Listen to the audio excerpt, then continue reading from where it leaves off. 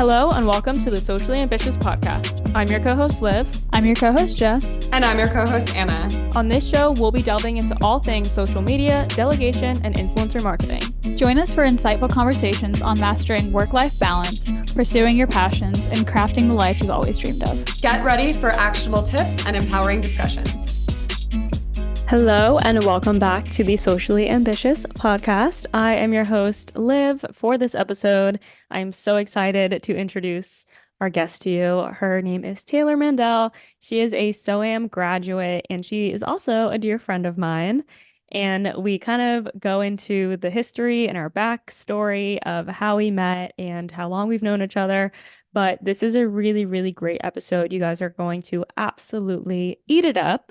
But long story short, I'll give you guys the little SparkNote version. She has had a lot of experience in various different fields, and we get all into her story. But ultimately, she ended up taking our course, the Influencer's Assistant course, after she kind of did things a little backwards. And that's really interesting too, because we talk a lot about how everything in her past has prepared her for this exact moment and has prepared her to launch her own business and start this journey and gave her really the confidence, the skill set, and the knowledge to do what she's doing now, which is running an influencer management business, which is super cool. You guys are going to really find this so inspiring. And like I was saying, she did things backwards in a way where she actually was the project manager for Mood the agency, which if you don't know, that was the social media agency that Jess and I co-founded together.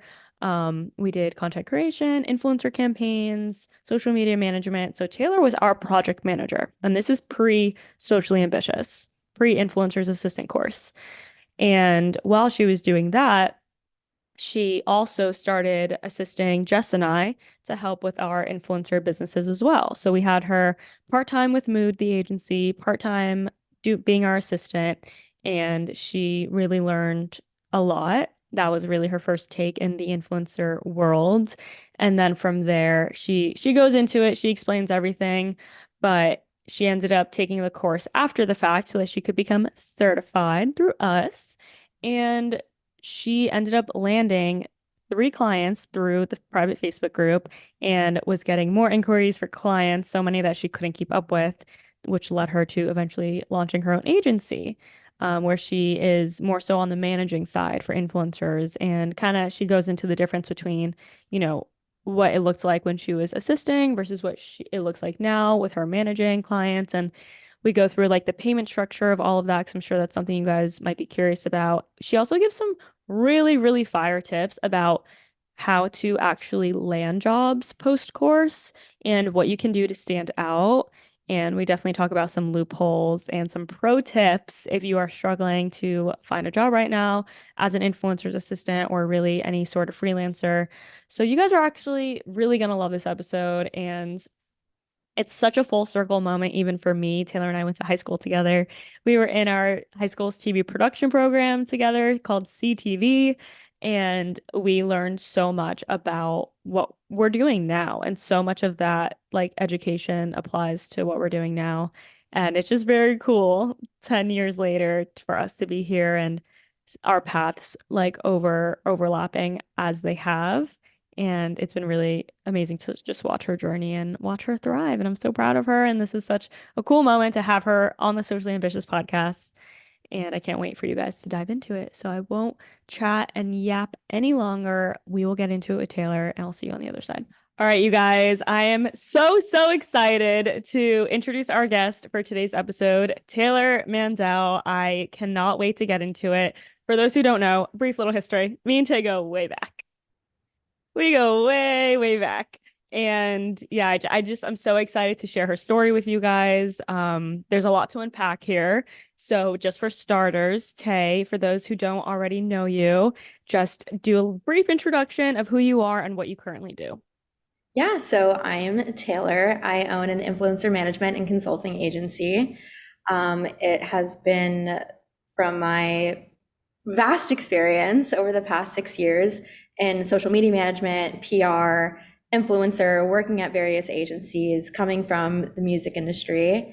And it was kind of a natural course for me. So really excited to talk about it.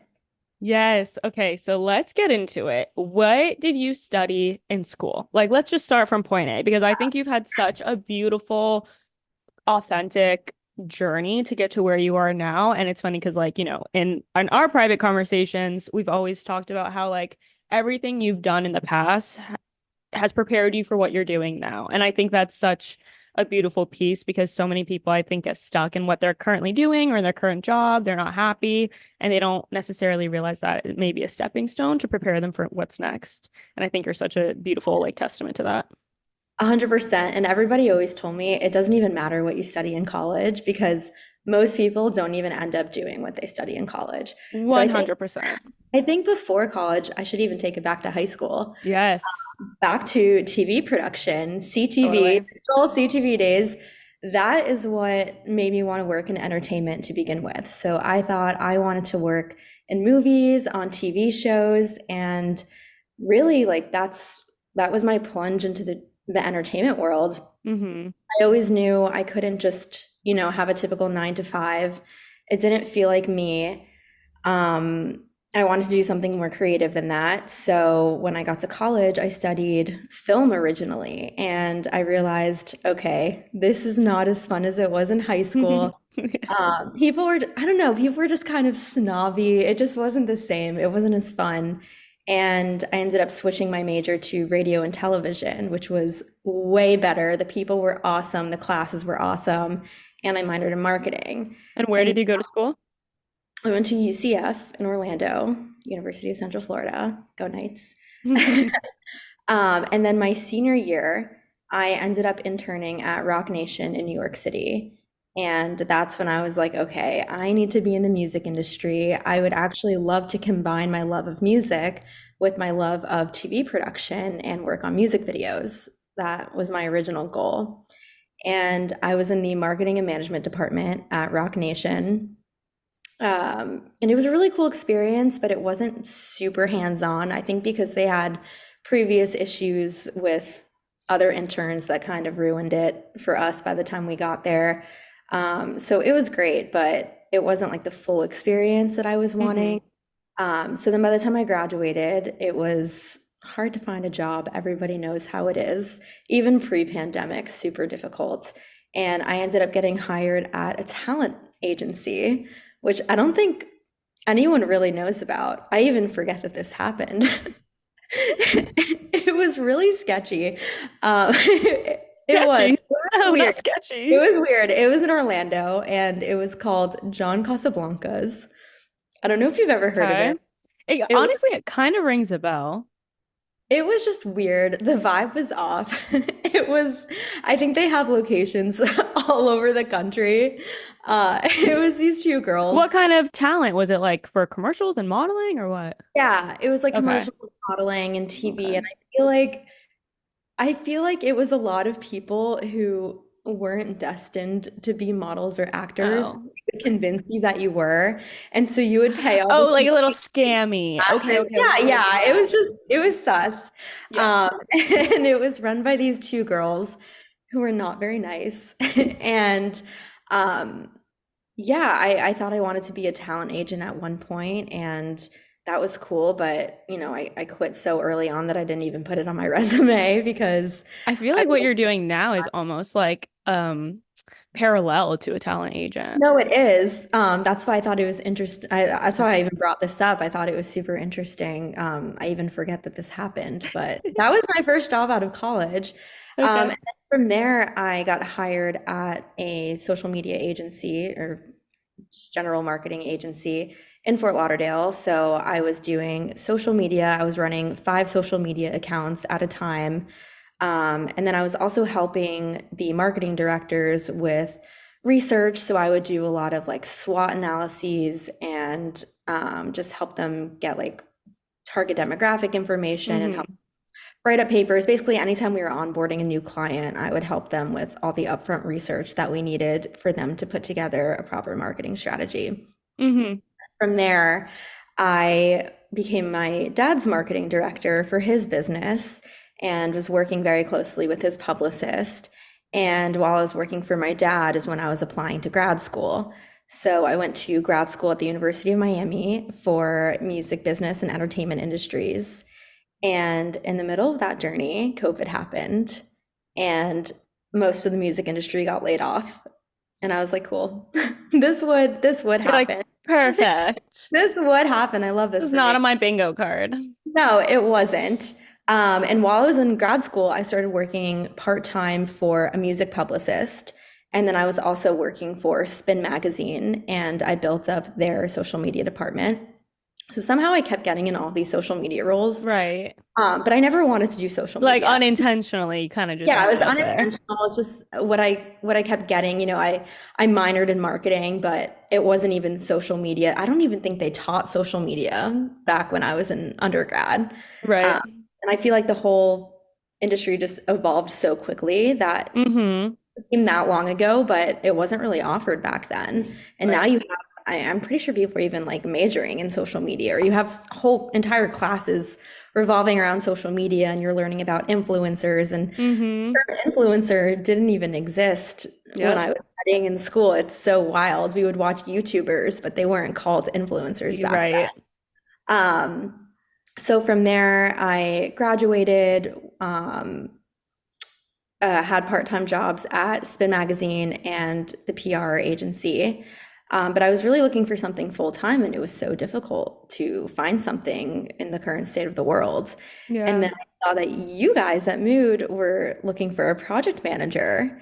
And I was hesitant about applying because I'm like, oh, will Liv feel weird that she knows me? Like, is that weird to apply? So I remember I DM'd you and I was like, I low-key want to apply. And Yeah, I was you like, do it. you did. You encouraged me to. So I was like, okay, what do I have to lose? Like, I have nothing else kind of going on right now. And I applied, and that kind of kicked off my influencer experience because right off the bat, I was picking up on influencer campaigns and events. It was the Harry's Pizza event. That was my first big. Yes. I knew nothing about the influencer world, and I was just thrown into that project in the middle of it. It wasn't even from the beginning. So I'm like trying to figure out the pieces of how to put together this influencer event. And I feel like that was the best experience I could have gotten because I was just thrown into the fire and how to figure it out. And Yeah, we did throw you to the it wolves kicked on that off from one. there. It kicked off from there. I don't know if you want me to continue my experience or pause there. No, that's great. And I think sometimes that is the best way to really learn. Like one, I think we were just at the time so slammed that we didn't really have like the time to kind of hold your hand through it. But Yeah. also that truly is like as scary as it is the best way to learn sometimes. Just be thrown to the wolves. Like if Mhm. you're smart, you'll figure it out. Like you are resourceful, you know what I mean? So I think that's great. So just a little bit of background, you guys, when Jess and I had our social media marketing agency, whatever you want to call it, we would offer influencer events and kind of like brand activations. So that's what Taylor came on, and that was like one of her first big projects with us. And then from there, we did offer influencer campaigns. But aside from that, Taylor was also our personal assist, not personal assistant, but like our influencer assistant because she was so good at being project manager. She wanted more work. I don't know. I think we were still struggling at the time with Well, our what happened was, assistant. yeah, so you guys were going through assistants really quickly because you came to Yes, the realize a virtual assistant was not the same as an influencer's assistant. And I was correct. getting all the influencer knowledge from the agency side. So basically, Mhm. with a brand perspective of influencer Right. campaigns. And even though I didn't know how to be quote unquote an influencer's assistant, you were like, you're really smart. We know you got this. Like, you're going to figure it out in no time. And that's kind of what happened because I was still working part-time in PR while I was the project manager. Right. And I was like, I can't keep doing this. My head is in too many. Right. I just want to be with you guys full time. And that's kind of how it happened. You were at a point where you were ready to try out somebody new for your influencer stuff. Yes. And then we are like, okay, so we can't get you full time with Mood, but what we can do is part-time Mood and then the rest of the part-time hours between me and Jess. Yes, I remember now. And it worked out so perfectly. And when you started that position with us, we had our systems in place, right? Like we had like the Trello board and stuff. Yeah. Okay, yeah, so that was all set up. And like we just knew you had enough experience and that Mhm. you were smart enough. We're like, she's gonna do just great. And you did, and you thrived. And we were like, oh my God, this is the best thing ever. We also said Um, it's going to be temporary until you're able to get yeah, me full time. So right. you guys were trying to help me get out of PR so my head could be in one Yeah. headspace. Well, technically still like three Yeah, headspaces, but like no, at it was a least to the million same like headspaces, but at yeah, least to the same people. with the same people, yeah.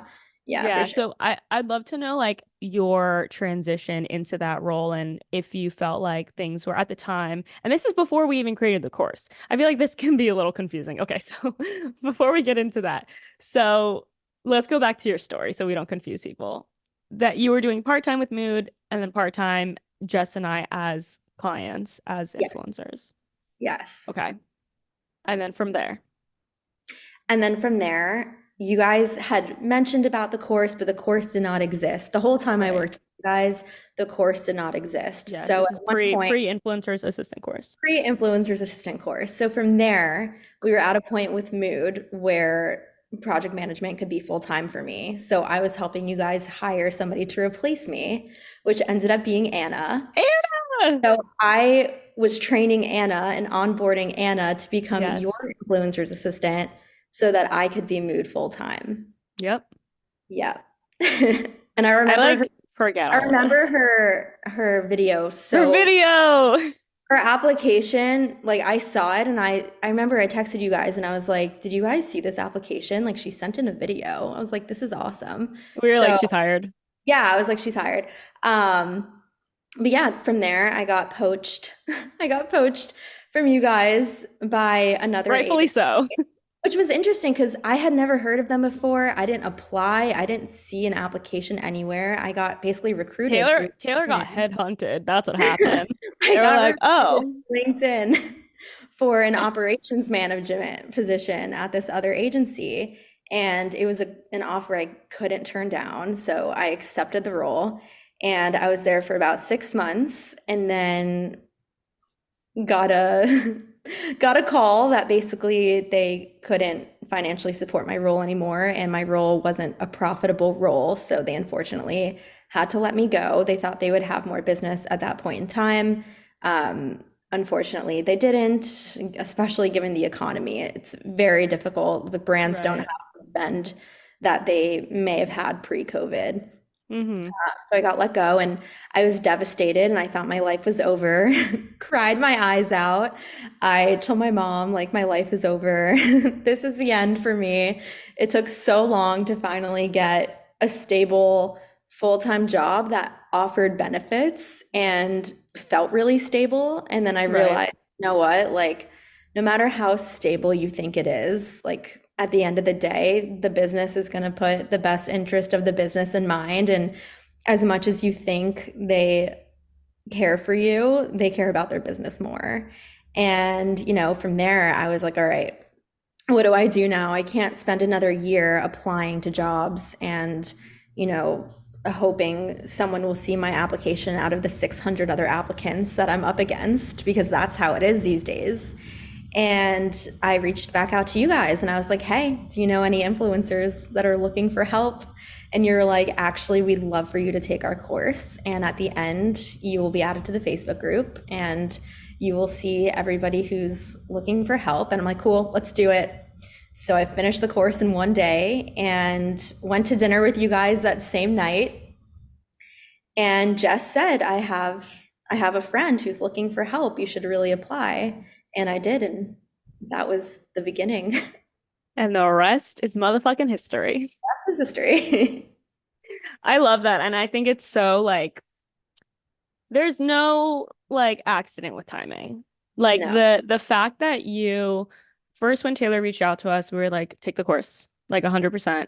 It's because for me, and it's like it's funny because like this is my toxic trait is I try to convince all my friends to take the course. I'm like, take the course, go in the Facebook group. Like if you're looking for a little side hustle, like just pick up a few hours a week. Like it's just the perfect little thing you can do on the side or create full time. And that's nice too because you have it's up to you. It's like here's the skill set, do what you will with it. And that's like one of the beauties of the course and everything that is offered. But aside from that, like we gave it to you thinking like this is a perfect little temporary, solution for Taylor. And you took it and you fucking ran with it. Like Honestly, you it ran with was it. it wasn't even my intention. I was like, okay, I'm not working at all right now. I'm not making any money. So while I'm applying to other jobs, let me pick up a few influencer clients because I was doing that before. And I actually had another influencer client after I wasn't your influencer's assistant anymore. I had another one. And I wasn't allowed to continue while I was working at this other agency. I wasn't allowed to do any outside work. So it's not that I didn't want to keep doing it, it's that I actually was not allowed to keep doing it. Right. And so I had this 6 month break from working with influencers. And even though, we did influencer campaigns at this other agency, but it was just the brand side, it wasn't the influencer side. Right. And, starting my own business was something that I always wanted to do, always dreamed of, but didn't know exactly what that business would be. And I always thought I needed a co-founder to do it. I was terrified to do it on my own. I thought I couldn't do it on my own. I didn't have the confidence to do it. And even though I was at that other agency for only 6 months, I felt like it gave me all the extra knowledge that I needed in order to do this on my own. Honestly, most of it I learned just from working with you guys and from Mood and really being in the startup from the ground up and learning, I had my hands in so many pots. Yeah. I was managing projects, but I was also paying people. I was Mm-hmm. putting together, everything pre-production before shoots. I Yeah. was a production assistant on set. Like my hands were just in so many pots. I was reviewing social copy before it would go through you, it would go through me and QAing Right. everything. So there were so many things that I learned just from working in startup environments. And I felt like that last agency experience, while it was cut short, was really crucial to giving me the Was confidence. like that last puzzle piece to give you what you Yeah, needed because to do it was your an own. operations position. So I was learning how to run a business on an operational level. And yeah, I just thought I was going to pick up some freelance influencer clients while I found something more permanent. And the clients kept coming. And I was like, okay, like I'm at a point where I'm not going to be able to take on more clients because there's only so many hours I can work in a day. So Right. then I thought, all right, like how do I take this to the next level? How can I scale it to where I'm not working on an hourly rate because, I only have so many hours in the day. How do I scale Right. this? And then that's when I had the idea to take it from freelance to agency. I love that so much. And you have always had that entrepreneurial spirit where like some people are just kind of naturally good at not having a path in front of them and like making it. And I feel like you are one of those. And even when we hired you, you were like, I have this business idea. I'm working on it with my brother. So like you've had that seed in you. Yeah. You've had that desire. And I just love how everything aligned in a way that it just made sense. It almost just like presented itself to you and you took it. Like the door opened and you walked through it. And I love that. Like nothing should ever feel, especially when you're creating your own business, because like if you don't absolutely like, if your heart is not in it, it is too hard. You will quit. You Yeah. will want to stop. Like it is too hard. If you don't have that one thing that's like pushing you to keep going, you're not going to do it. So like I love that it just felt so natural for you. Like this is the natural next best step for me to like make my own thing. I just love it. It's so good. It was because I was already doing the work. So Right. You're like, like what's the difference? what's the difference? The difference is that I'm just going to be able to grow it even more. And Right. that's exactly what happened. So good. I would love to kind of backtrack a little bit and talk about your layoff because that is something that I know you struggled with and it was a pivotal moment for you, I think, not only in your like career, but also in your like personal development. So I'd love to kind of, I don't know, share your experience a little bit more about that and maybe like what your biggest lesson was from that like kind of hardship at the time. Yeah. Honestly, I was not expecting it at all. We had just came off an incredible company offsite retreat, and we were already talking about the company on site at the airport with the founder, with my manager, and I was totally blindsided. I had no clues at all that this was coming. I literally got sent a calendar invite for a meeting Oh, that's the 20 worst. Are minutes. you seeing these TikToks of like people Yes, getting laid off yes, like that? yeah. Why? It was Why? 20 minutes in the future. I had just gotten out of the shower and I was like, this is so weird. Why am I getting a calendar invite for 20 minutes from now with no context? And so I already had a bad feeling in my stomach because I'm like, what can this be about? Normally, I would get a Slack message like, hey, are you free to chat in 20 minutes? Like, want to Right. pick about something or, something along those lines. And I was like, okay, this is really weird. So I got on the call and my manager was very melancholy. Yeah. And she was like, how are you? And I was like, I'm good. How are you? And she You're was like, like, I don't know. How am I? I don't know. how You am tell I? I don't me. know. I'm a little nervous, but it's fine. I have panic disorder, but it's okay. And she was like, I'm just gonna cut right to the chase. And, told me that I was getting laid off and it was nothing of had nothing to do about my performance or anything like that. It was just what was best for the company, and operations just isn't a profitable role. Um, Even though I was helping with new clients and new business, I guess when you bring on more clients, the creatives are the ones actually doing the work. So when you get more clients, you need to hire more creatives so that they can manage all the work. And so I think at the time I didn't really understand how my job wasn't profitable, but I Right. guess now it makes more sense to me.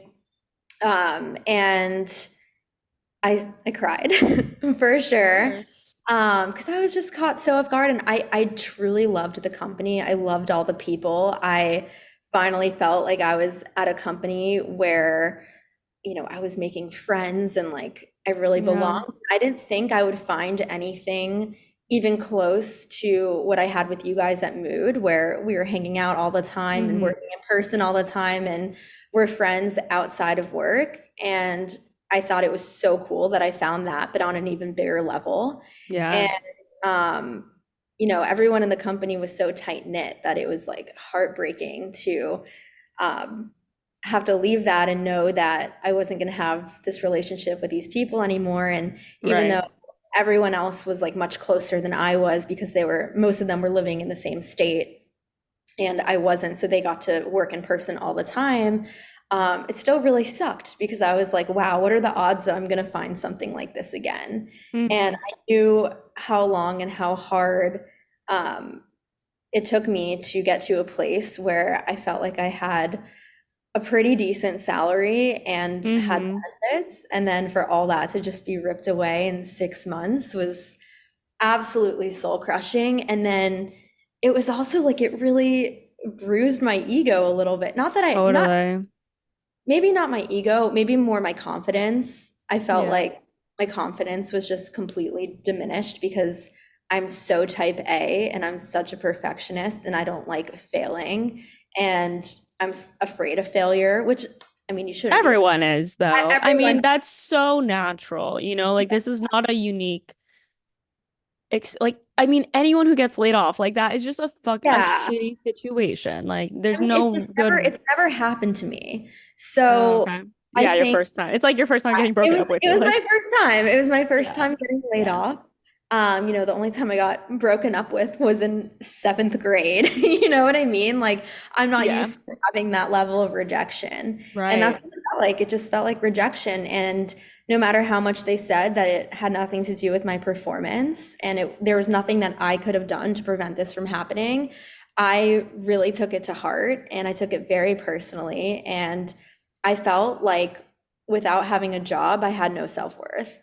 And that, Yeah, and I think I think for a lot of people, we do wrap a lot of our identity up in what we do in our work, and the positions that we're in. It's like it is really important. Of course, that's always going to be like a part of us, but it is important to just see how much a part of that it is and kind of just like keep ourselves in check with that because Yeah. as much as it matters, it's also just like work, and that's also just one facet of a life, right? But at the time, it felt like it was my whole life. Oh, I mean, totally. I was working like 11-hour days. My mind was always Yeah, thinking about work. and you're spending more time with these people than you are your family. Like Exactly. it's a Exactly. lot. It's a lot. And yeah, I honestly just felt like I was nothing without a job and I was embarrassed. I was really embarrassed to be, what was I, 20, was I 28 already? Yeah, I was 28. I was really embarrassed to be 28 years old and unemployed. I dreaded anybody asking me, "Oh, what do you do?" And I didn't want to have to be like, "Oh, I just got laid off." And I was moving into a new apartment in 2 weeks. And I was like, cool. Now I'm going to have more expenses and I Well, this have for a me. job. Yeah. And this really sucks. And, moving just in and of itself is Right. expensive. So I remember when I first moved in the building, somebody who lived here was like, "Oh, what do you do?" And he asked me in front of one of the leasing agents. And I was like, well, I don't want the leasing agent to know that I just moved in and now I'm unemployed. And they're going to think that I'm not going to be able to pay my rent. So I just made something up. I was like, "Oh, I work in video production," because I was dabbling back in that, Right, right. got laid off a little bit. And I thought maybe that was something I was going to pursue. So I just said, "Oh, I work in TV production. Yeah. I'm a production assistant." Um, Yeah. but yeah, Looking back now, I mean, what do you feel like you gained out of that whole experience, as hard as it was? I mean, I gained my life back. I felt like at one point, work was just my life. I didn't know who I was outside of my job. I genuinely felt like I didn't know who I was outside of a career. Wow. And I didn't even have time for hobbies or anything. You work these jobs that you're paid on salary and you don't get overtime. And so you end up working 11, 12-hour days, but you're getting paid for a typical 40-hour work week. And then, next thing you know, you're just sitting at your desk for 11 hours, not moving, not even having time to get up and go for a walk. And I realized it was really taking a toll on my body. I was having all these crazy symptoms from stress that I didn't know was from stress. And I thought something was really, really wrong with me. And a couple weeks after I got laid off, I realized the symptoms started going away. And I realized I'm like, wow, like stress can fuck you up really, really bad. Yeah, And wow. yeah, I was just like, I can't do this anymore. I I need I to, feel like in a weird way, it was a blessing in disguise, you know? it And was, I again, say that all the time. It it's really was. so hard when you're in the thick of it. Like anyone listening, like I know if you're in the trenches, it's so hard to see the light at the end of the tunnel. But like sometimes things are a blessing in disguise, and you have to trust that. You have to trust the universe and like its divine path for you. No, it really is. And I say that all the time because I knew I always wanted to start my own business, but with the Yeah. amount that I was working, even if I had an idea at that point and I knew what I wanted to do, I wouldn't have had time to do it. Right. There's no way I would have had time to do it. I didn't even have Hmm. time at that point to even take care of myself, really. Yeah. Uh, so the thought of trying to start a business on the side while I'm working these crazy Not amount of happening. hours every day is just not happening. And so I felt like getting laid off gave me the perfect window of opportunity while I was unemployed to really figure this out. And it gives you That's sorry. It gives you the space you need because like you can't even think about anything else when you are working that much. Like, had you not had that space of and like that time to just be, like I think we don't carve enough time in our days to just be. And like I've had my best moments. It's like you don't want to rest and you don't want to like do nothing because you feel like it's not productive, but actually it ends up being really productive because I've had my yeah, best ideas when I'm resting and when I'm like not forcing myself to go, go, go, go, go. Like literally that's when I have come to my best realizations. It's like when I write down notes in my notes app of like things I want to do or content I want to make. It's like you can't help it, but when you give yourself that space, it is exactly. productive. Exactly. What advice would you have for people who are struggling to find work? either post course or, they're listening and they already do assistant work freelancing, like kind of not even just super specific to the Yeah. influencer's assistant course, but kind of just in general, maybe for freelancers, like what would be your best advice? Because you mentioned like you started the agency almost out of necessity because you're like, I'm getting so many clients, I can't Yeah. handle them all. And I know a lot of people are like, okay, fucking how? Tell me how, because I am struggling to get clients. So what would be your advice for them?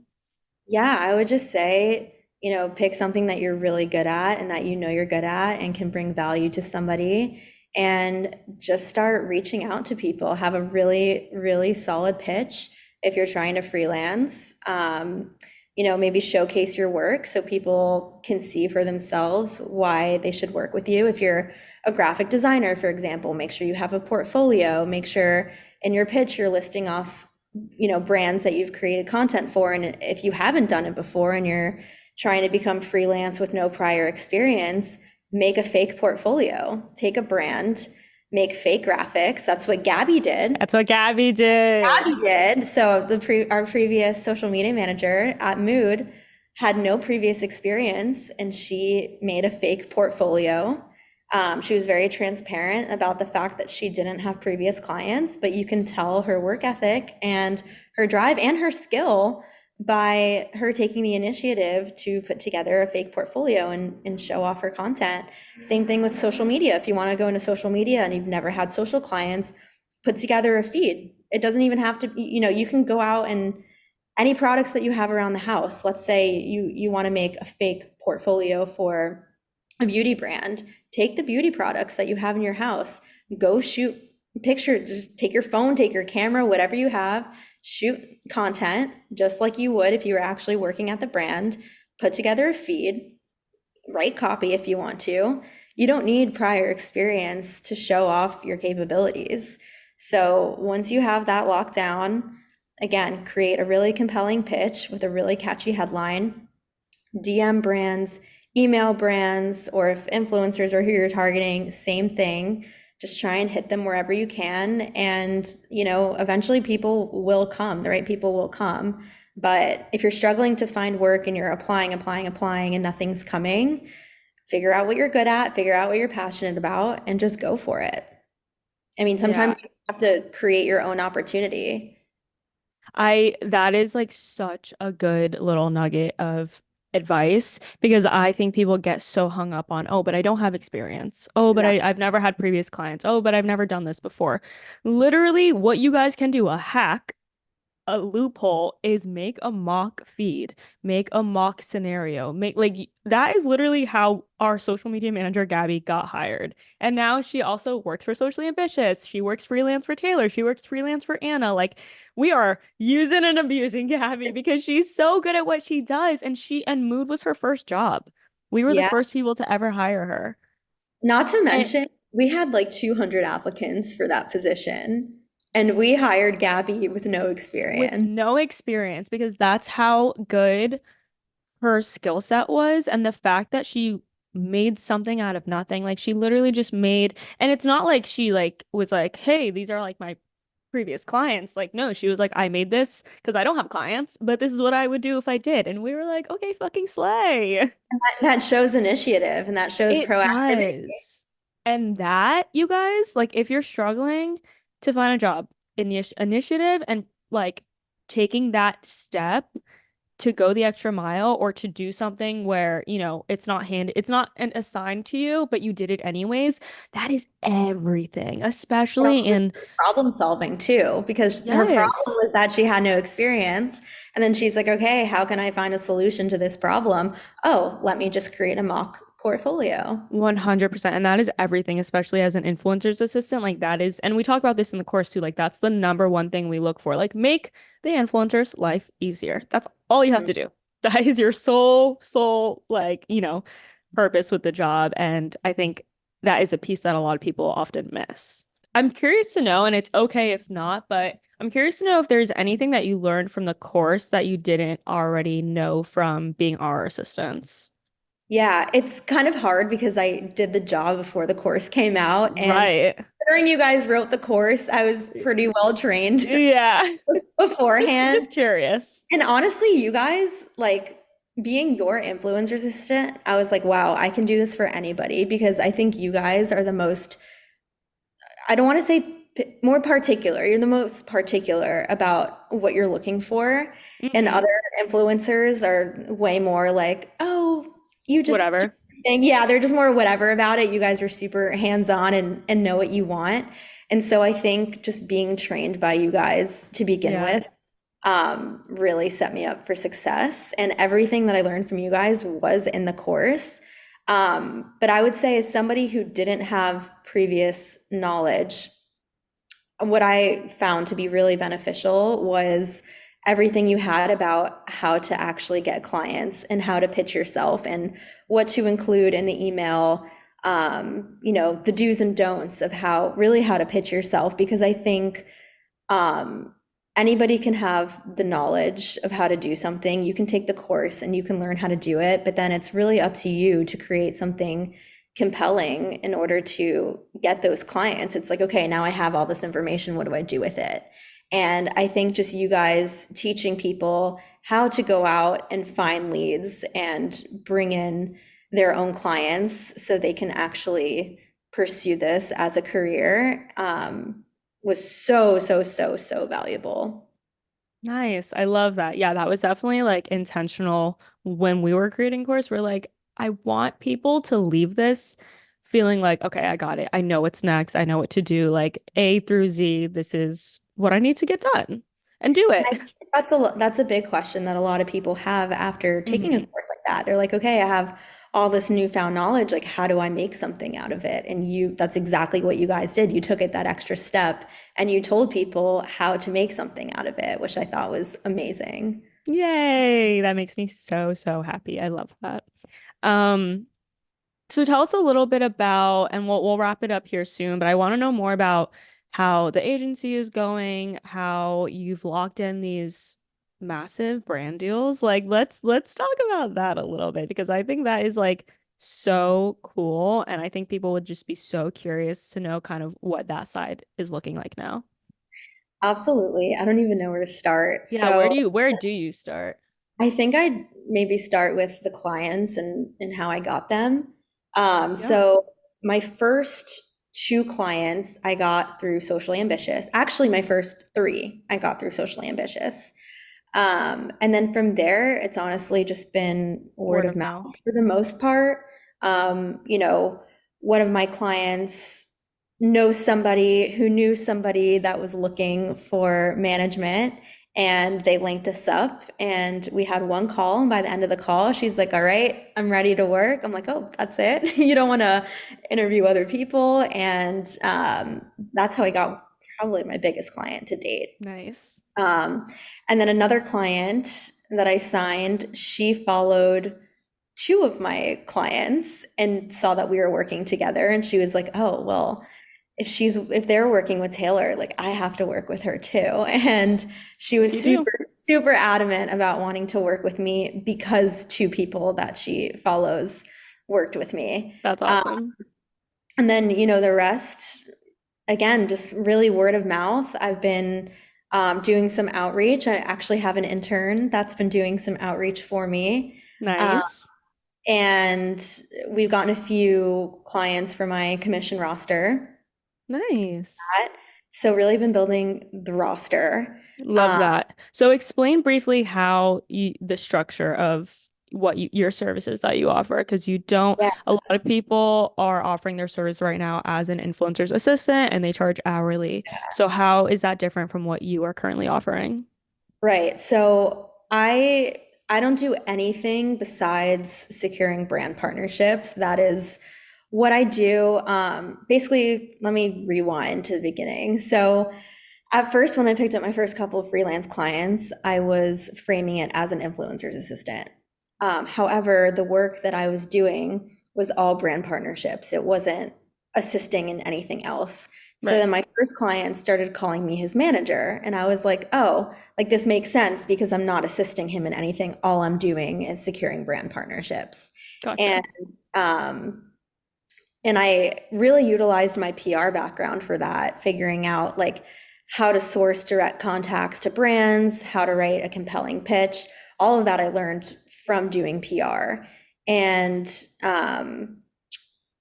so when it was time to start the agency, I was doing some other type of work for one of my clients. And I told her, I was like, listen, I'm starting an agency. I want to solely focus on brand partnerships because that's what I enjoy and that's what I'm good at. And I completely understand if you don't want to work with me anymore and if you want to hire somebody who can help you with everything you need help with, such as, Pinterest graphics and all these other things that I didn't really want to do. And she was like, no, I still want to work with you. Let's do it. So excited for you. I was like, okay, cool. Awesome. So I don't offer anything that's assistant type work. All I do is secure brand partnerships. However, I am trying to hit influencers at every stage in their journey. So if you're a micro influencer and you're not necessarily at a point where you need management or you need that level of help, I have a starter pack where I'm basically setting you up with all the resources that you need, handing it over to you, and you're taking the tools and you're utilizing them. So that's your media kit, your pitch templates, your campaign tracker via Trello, everything you need in order to take it and run with it. And then I have a brand outreach service where I'm strictly just pitching. I'm sending 100 to 110 brand pitches per month with up to 3 rounds of follow-ups for every single pitch. And that's for people who just don't have the time to do their own outreach.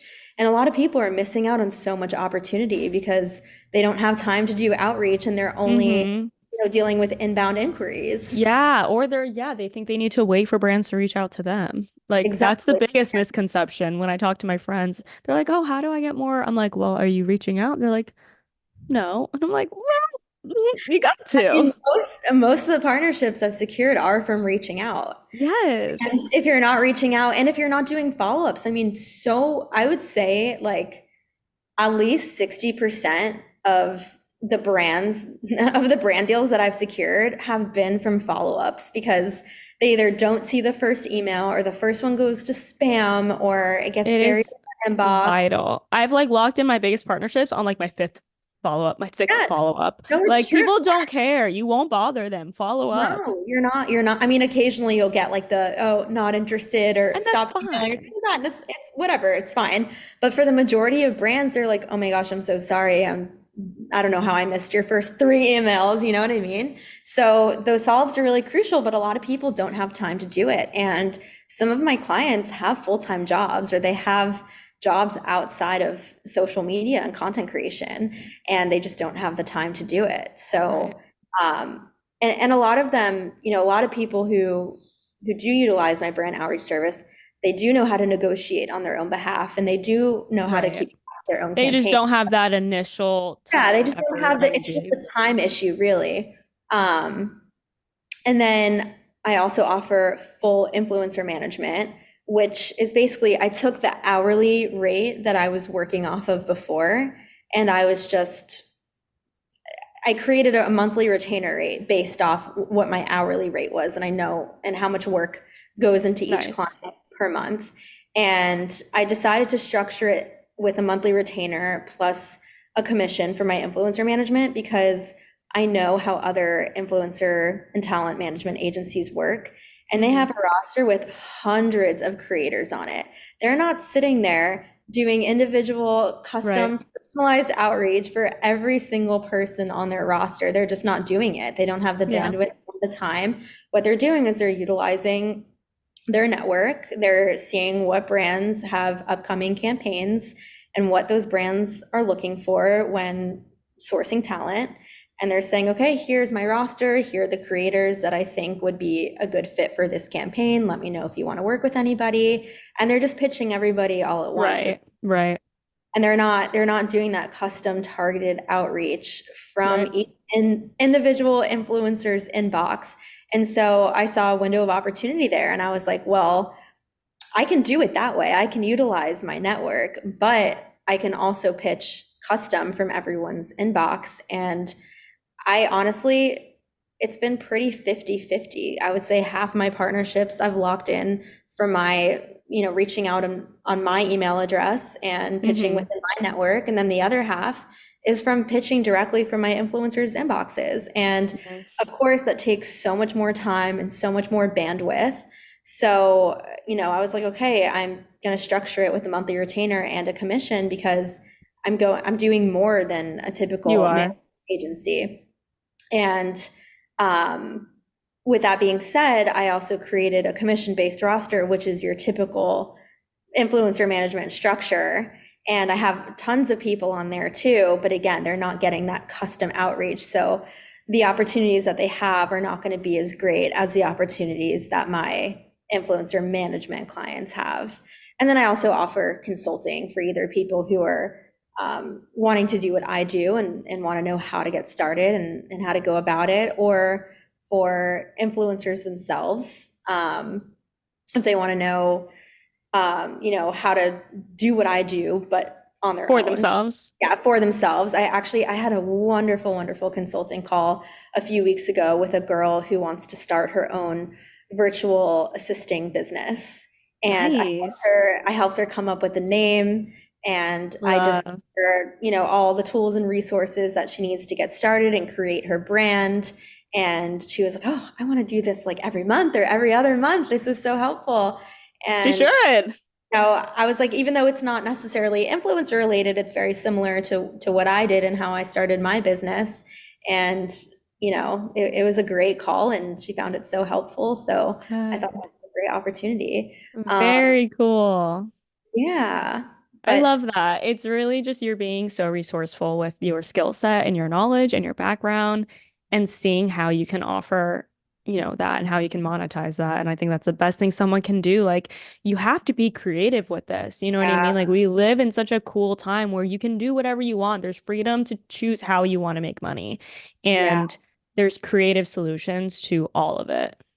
And I also, I've developed my own methods of doing things Right. because of all my different experiences combined, Hmm. like especially that PR background. And, I've really learned, I've developed my own skill set of how I approach different things just based on all of my different experiences. And that's not something that can be taught by anybody but me because nobody else has had my experience. Right. So good. That's So, the so value good. that I'm bringing. I love it. All right, last question to wrap this all up, and feel free to keep it short and sweet. But if you had to give one piece of advice for people to want to lock in like those really big partnerships, what would it be? I would say definitely approach your pitch as genuine as possible. Don't reach out to brands that you're just looking to get a quick buck. It's not going to work. Make sure that the brand is genuinely aligned with the influencer and the influencer genuinely loves the product. That's so important. And do not craft your pitch through ChatGPT. It will be so obvious. You can throw your pitch into ChatGPT to help with any, spelling or grammar issues and make sure it just sounds a little bit more elevated. But do not go to ChatGPT to write your pitch templates. It can be a great resource, but I feel like a lot of people use it a little too extreme and They it comes abuse it. very, very obvious, Yeah. and a brand will see right through it. So just make sure that the partnership is really, really aligned. Don't be afraid to, pitch yourself a little high, because the worst the brand can say is that it's not in their budget and maybe they'll send a counter offer, but definitely don't undervalue your work or your influencer's work. Her slay, bestie, slay. I am so proud of you. I'm so happy for you. I Oh, love there's this. something I do want to share. Okay, what? Back because I remember before you were asking, oh, like how's the business going? How are you locking in these partnerships? Yes, do Even tell. answer that. So I feel like I should share. Yes. Number one, I okay, so this is my secret sauce, which Secret I'm sauce?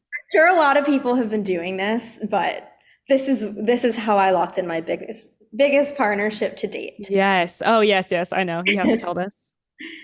Go to your favorite influencers or any big influencer or creator that you know, a big one, because the brands they work with have budget. See who they're working with and just go down their whole feed and just start plucking brands that they're working with.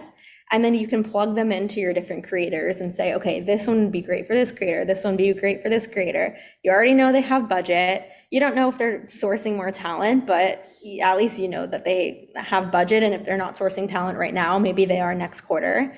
And that's exactly how I locked in my biggest partnership to date. And that first email they never saw. So the follow-up is what got me. We hopped on a call. The call went great. Don't be afraid to take calls with brands because they want to see that the influencer is genuinely excited about they want that connection. They really want the connection. They want to see the influencer is genuinely excited about the product. They want to make sure it's aligned. So don't be afraid to hop on a call. The worst that can happen is they don't move forward with the partnership, but I definitely think it's worth taking the time to do. So, and just for the record, what is the biggest partnership to date, amount-wise? Amount $30,000. Which I'm aiming for more now that I have even bigger creators. But that's the biggest one I've locked in. One partnership, people. One partnership. Okay. Some people make that in a whole year. It's crazy. And a salary. That's a lot of people's salaries. Like that, and that is why I feel so passionate about people getting their foot in the door of this industry. It is so freaking lucrative. Like, yeah, that $30,000 partnerships are happening every day, you guys.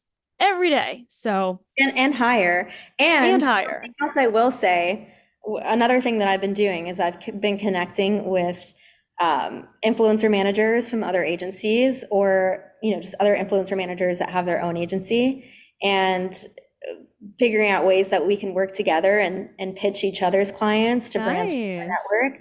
And so I'm not going to say names, but now I have 3 massive creators on my roster. Everyone knows who they are, so I'm not going to say their name. Like signed an NDA. But I am working on a deal with a big brand that a lot of big influencers work with. So I know they have budget. Nothing is locked in yet, but they asked for rates. They're interested in these clients. And that's another thing you can do is just network with other people who do the same thing you do. There's room for everybody. And it only honestly benefits everybody because if I have a creator who I don't have, they want to work with a specific brand and I don't have an established relationship with them, but somebody else does. If somebody else pitches them for me, yes, I don't get my full 20% commission, but I'll get 10% off of it.